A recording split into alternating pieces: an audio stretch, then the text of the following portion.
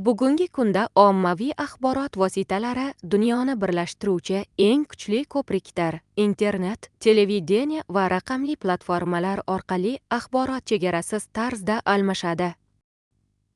Globallashuvning asosiy harakatlantiruvchi kuchi sifatida madaniyat, fikr va yangiliklarni butun dunyoga bir lahzada yetkazmoqda. Global axborot oqimi har qachongidan tez.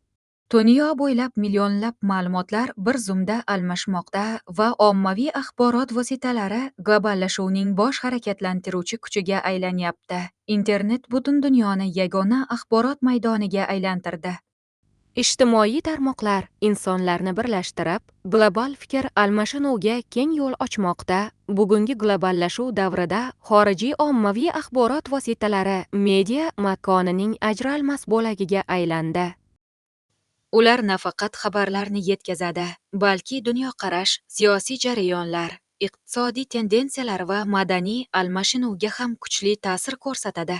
Xorijiy telekanallar, internet nashrlari, global yangilik platformalari va ijtimoiy tarmoqlar millionlab odamlarni yagona axborot maydonida birlashtirmoqda.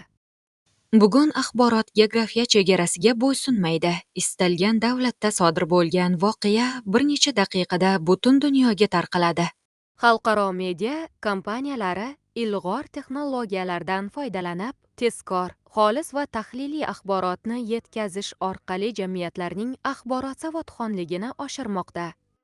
Ko'plab davlatlar xorijiy media orqali global iqtisodiy jarayonlar, innovatsiyalar va ilm-fan yangiliklaridan xabardor bo'lib boradi.